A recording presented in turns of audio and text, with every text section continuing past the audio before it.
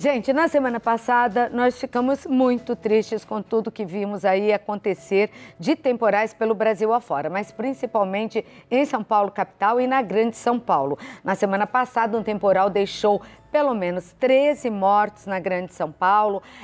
O ABC sofreu muito também, ali Mauá e algumas cidades, e não foi a primeira vez. E mais de 1.300 pessoas foram afetadas por essas enchentes lá na capital e em municípios da Grande São Paulo, né? Enchentes que castigaram os bairros, por exemplo, e mais uma vez, a ZL, a Zona Leste, tão querida lá em São Paulo, sempre com problemas quando chove muito. Tem alguns bairros lá que são castigados todas as vezes que chove mais forte na capital.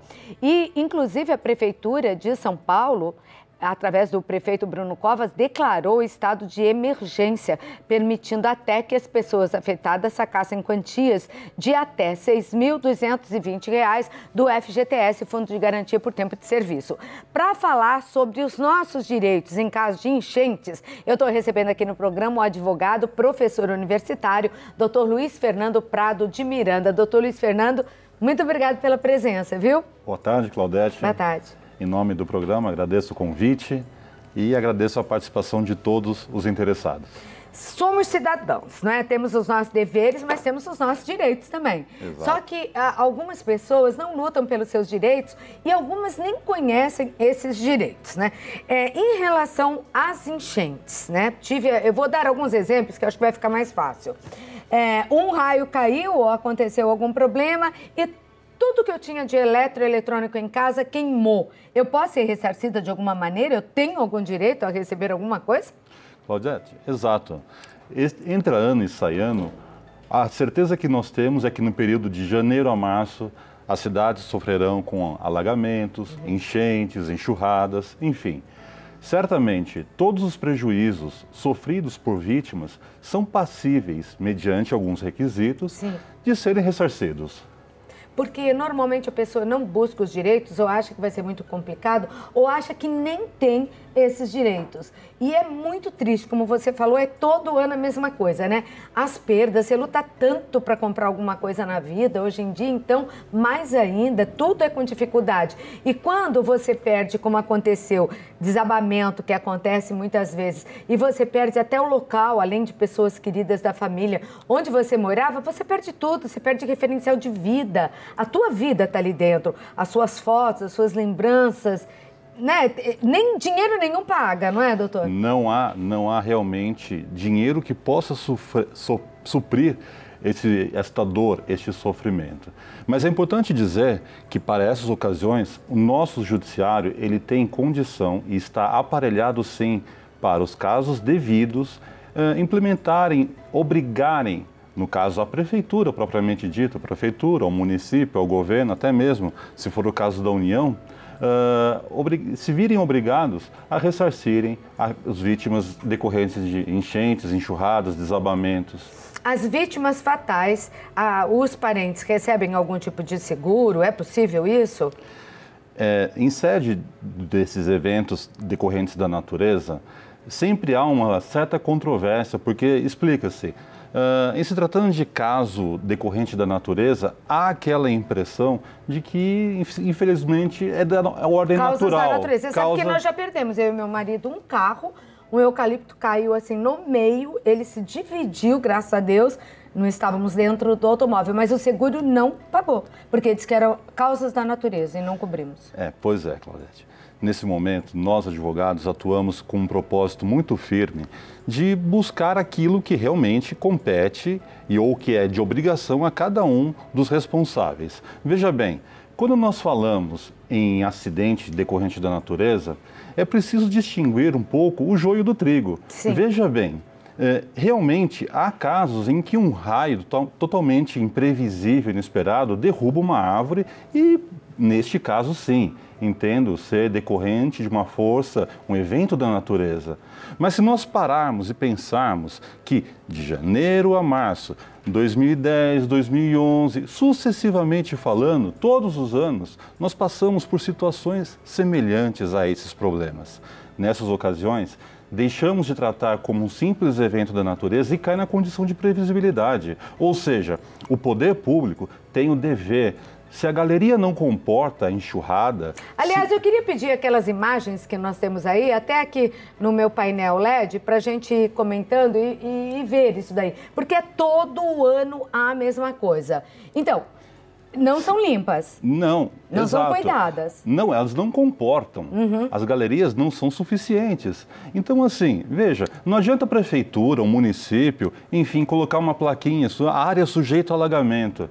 Poxa vida, se a prefeitura sabe do problema, se todos têm conhecimento, por que não resolver o problema ao invés de simplesmente alertar? Os piscinões no papel, não é? Não Poucos construídos e os que são já mostraram que não são suficientes, né? Não são. Agora, fazer o quê? Processar quem, né? Perdi meu carro, porque perde o carro, gente. Mesmo que você consiga recuperar, nós vimos aí carros encavalados, né? Carros em cima de muro, carros totalmente destruídos. Mas nessas mesmas imagens você vê carro praticamente coberto pela água. E quem já teve um carro e a água sobe muito rápido, além do perigo de perder a própria vida, do medo que passa, esse carro nunca mais é recuperado. Não só pelo motor, mas o cheiro que fica no carro. Olha, só se você trocar tudo no carro, ou seja, melhor trocar por um carro novo. Perdi meu carro. Eu faço o quê? Primeiro... Não posso acionar São Pedro. Em se tratando de um carro, normalmente há muitas empresas, há muitas pessoas que se acautelam e contratam seguros. Mesmo assim, há que tomar muito cuidado, porque nem sempre todas as apólices cobrem todos os eventos. Eu não estou dizendo que o meu não cobriu. Você tem que ler as letrinhas miúdas também, né, doutor? Exatamente. Então, há apólices, há condições em que realmente está prevista a cobertura para eventos desta monta. Obviamente, a pessoa não pode querer se aproveitar, já que está em enchente, quero trocar meu carro e coloco o carro ali justamente para perder. Deus, né? Isso é má fé, isso não tem guarida no judiciário. Mas em se tratando de eventos como uma subida repentina da água, de forma que não se consiga salvar... É normalmente o que acontece, né? Exato. A apólice, tendo cobertura para tanto, em primeiro momento o seguro cobre. Tá, mas aquele seguro obrigatório que a gente paga, não serve para quê aqui? Não cobre esse tipo de situação.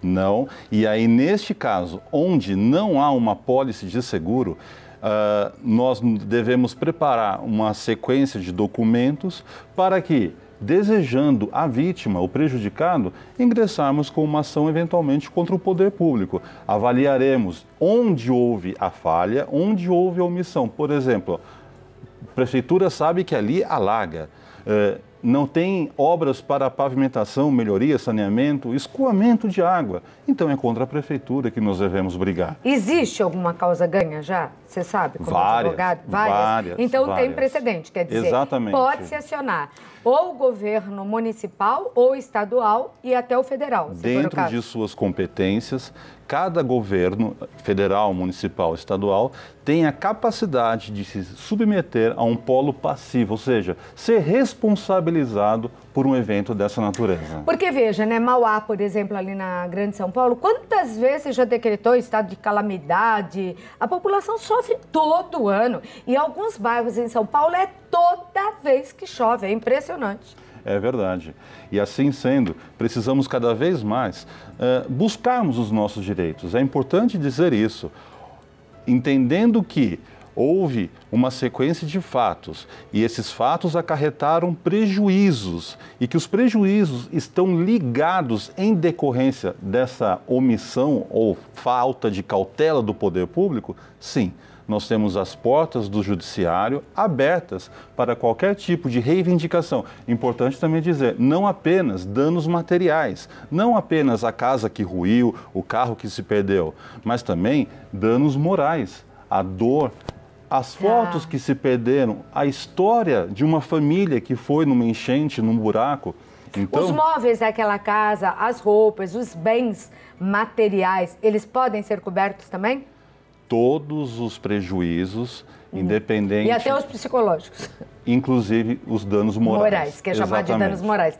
Eu vou dar um recado e já volto. E eu quero abrir aqui, eu estou ao vivo, são 15h30, para você poder perguntar. Você que é aí de São Paulo está me vendo, ou de alguma outra cidade, porque infelizmente temporal, a gente tem visto aí essas enchentes no decorrer do ano em vários estados, né? E coisas muito tristes. Principalmente nesse início de ano. Meu Deus do céu, 2019 está mostrando que não está de brincadeira, precisa a gente, né, se conectar com coisas positivas. Mas eu volto e eu queria a sua pergunta, se você já sofreu com isso, se você já tentou, se você entrou, ou o que é preciso para entrar, né, contra o município, com uma ação, ou contra o governo estadual ou federal. Faça a sua pergunta aqui no 12, é o nosso WhatsApp. Você pode gravar com o celular deitado um vídeo me perguntando, ou você pode mandar por escrita a pergunta para 12 99713 2622. Eu estou conversando aqui com o doutor Luiz Fernando e eu já volto, tá bom? Para a gente continuar falando a respeito disso. E eu volto a conversar aqui com o doutor Luiz Fernando. Hoje nós estamos falando sobre os direitos dos cidadãos diante das enchentes, dos raios, das quedas de árvores. São Paulo, eu moro lá, né, doutor? Eu ando com medo de andar pela cidade, porque outro dia eu vi uma entrevista, um senhor estava parado depois da chuva, né? Não estava chovendo naquele dia, no dia posterior àquela enchente, toda aquela pancada. E ele sentiu, assim, uns galinhos de árvore caindo sobre seu carro. Aí ele falou, ai meu Deus, essa árvore acho que vai cair. Só que ele estava parado no semáforo e não é que caiu? E por pouco não mata o moço. Caiu e destruiu todo o seu carro, porque o solo está encharcado, há pouco espaço, é muito asfalto, muito concreto e pouco espaço para as raízes das árvores. E se você andar por São Paulo capital, for um bom observador, tem muitas condenadas. Não se pode podar e elas estão caindo, tipo assim, 700 árvores em cada enchente. E aí? Porque teve morte já, né, em relação a isso. É verdade. A natureza, ela se manifesta e ela é soberana. Realmente, quando ela atua, seja em forma de vento, chuvas ou raios, São Paulo, diga-se, é uma das cidades no mundo, acho que se não a maior, que recebe uma carga de raios, né? Não é mesmo? Então, é importante dizer o seguinte, nessas ocasiões em que danos, de todas as formas, como nós acabamos de comentar, na ocorrência de danos, como devemos agir? Devemos providenciar uma sequência de documentos, avaliarmos realmente a responsabilidade, se é possível atribuir a alguém diante de uma omissão, diante de uma falta de cautela, uma poda errada, porque veja... A falta de... A falta de... Porque realmente, se nós avaliarmos, todos nós somos responsáveis pelo ambiente em que vivemos. Uma bituca, um plástico que se joga, é uma garrafa, é um sofá, e aí nós... certamente nos deparamos com essas cenas lastimáveis de rio cheio de lixo, enfim. É triste mesmo. Mas a responsabilidade não é só de um, é de todos. Tá certo. Mas ainda assim é importante dizer, a prefeitura, o poder público tem o dever de cuidar. Nessas ocasiões, diante da sua falha, ela tem que ser responsabilizada. Porque, afinal de contas, ela cobra impostos, né? Lógico. E muito. Vai não pagar, né? Não paga direito, você vê o que acontece. Experimente. Não pagar. Já tem perguntas aqui, doutor? Vamos ver a primeira. Vamos lá. É a Neuma. Boa tarde, Neuma. Oi. Quem perdeu a casa nas enchentes tem algum tipo de ajuda no aluguel? Vai ter que ir para algum lugar essa pessoa. Exato. Hoje em dia, nós estamos encontrando no poder público propiciando aquele chamado o aluguel social. É uma verba, não é de um caráter permanente, é apenas uma circunstância emergencial, onde a prefeitura, o poder público, ele se incumbe desse valor apenas para uma condição emergencial. Aqui é a Miriam, que foto bonita, Miriam, de um bebezão aí. Boa tarde, sou a Miriam, moro em Petrópolis, Rio de Janeiro, e gostaria de saber se caso, né, fizermos uma denúncia de árvores muito grandes, né, que poderia cair nas nossas casas, isso seria uma causa de justiça? Eu acho que ela quis dizer o seguinte, seria uma prova para ser usada, porque pelo que eu vejo nas reportagens, é que o cidadão, ele liga, ele fala, ó, a árvore está caindo, olha, precisa de poda. Outro dia eu vi um caso que o poste, ele estava assim, o poste, Na TV dava para você ver um poste assim. Aí a prefeitura foi lá e falou, não vai cair não. Mas tá na cara que aquele poste vai cair. Quer dizer, chama. Aí o serviço público não vai. Ela fotografa. Que provas são necessárias? E é passível de uma ação? Exatamente. Nós notamos aqui na nossa pergunta que há uma preocupação já estampada da pessoa com a árvore. A árvore é grande, nós temos pragas, temos cupins, falta espaço para a árvore se manter. Ou seja, a partir do momento em que ela constata que a árvore está prestes a cair, ela chama o serviço de poda, então já tem um requerimento. Guarda. Exato, tudo deve ser guardado, todas as provas devem ser guardadas, né? Aqueles que pretendam, eventualmente, demandar no judiciário, é imprescindível provar a condição existente de seu direito. Assim sendo, precisamos sempre buscar noticiários passados, né? Olha, formar um histórico, fotos. São provas. Exatamente. O que a nossa... A pergunta anterior... né, ela assim o fez, ela está correta. Ela fez um requerimento, ela tem provas, ou seja, ela avisou. E mais uma vez evidencia, nesse caso, a omissão do poder público. Aí, com isso, é mais fácil entrar com uma ação. Vai que essa árvore caia sobre a casa dela e destrua, Deus queira que não, né? Estou torcendo aqui para que não ocorra, mas destrua parte da sua casa, parte da garagem, afete alguém, que ninguém está livre de nada nesse mundo, e principalmente, né, com essas intempéries aí da natureza. Ela tem a prova de que ela pediu, que ela falou, a árvore, ó, tá aqui, tá quase caindo. E isso ajuda na ação? Muito, muito, porque daí basta ela separar quais foram os prejuízos. Se foi um carro amassado, se foi uma casa destruída pela queda da árvore, então vamos elencar conserto da casa, conserto do carro, já temos o prejuízo. Esse prejuízo está ligado a um fato, a ausência do poder público à sua ação, que desencadeou a queda da árvore. Então, é isso que nos basta, é isso que nós precisamos para provocar o judiciário em busca de eventuais indenizações. Aqui a Roseli nos conta, boa tarde, Roseli, que em janeiro de 2017, aquilo que o doutor falava há pouco, que não é hoje, né? Em 2017, 16, 10, né? E na década de 90, o problema é bem antigo. É histórico. Histórico. Em janeiro de 2017, meu carro foi arrastado pela enchente em uma avenida da minha cidade. E houve alguns danos, lógico, né? Eu ainda posso recorrer na justiça, ela é de Patrocínio, Minas Gerais. Existe um prazo, porque dizem que a justiça não socorre os que dormem, existe um prazo para recorrer? Perfeito. Roseli, a sua dúvida ela é extremamente importante neste momento. Como a Claudete nos disse, toda a estrutura do judiciário ela está aposta, ela está à disposição de quem dela necessite. Todavia, é importante dizer que as ações judiciais elas precisam ser propostas dentro de um prazo. No caso aqui que nós estamos tratando, a dúvida da Roseli, o evento aconteceu em 2017, então sim, ela está no prazo ainda possível para o ajuizamento da ação. Só que a justiça não socorre aqueles que dormem. Nós temos aí prazos que o nosso Código Civil estipulam, né? Em se tratando de danos, nós estamos falando de 3 ou 5 anos. Aí o prazo médio para a propositura dessas ações. Dessas e daqueles outros casos citados aqui na nossa entrevista, né? Prejuízos. Dos prejuízos que aconteceram. Eu fiz uma pergunta, não lembro se você respondeu, mas, por exemplo, quando a pessoa morre, que além do prejuízo ainda existiu, né, infelizmente, a vítima fatal, existe alguma ajuda para essa família? Por exemplo, um pai de família perdeu a vida porque a casa desabou, o pai de família morreu. Existe alguma ajuda? Eles são obrigados a pagar alguma coisa? De imediato não há essa imposição. Necessariamente. Mas pode se recorrer. Exatamente. Via Defensoria Pública para aqueles que não têm condição de contratar um advogado ou podendo contratar um advogado, necessariamente haverá o ingresso de uma ação judicial, dentre outros pedidos, danos materiais, e o dano moral pela perda de um ente querido. Aí entra como dano moral também. Dano moral, exato. Tá certo.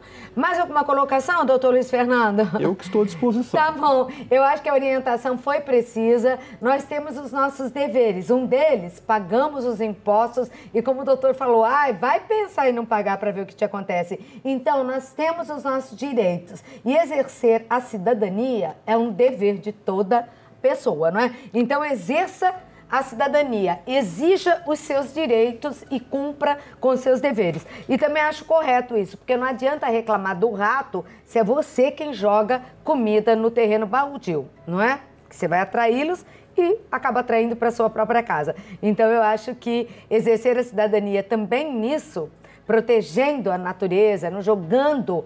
Olha, a gente viu de tudo, sofá, cama, fogão. O rio não é depósito de lixo, pelo amor de Deus.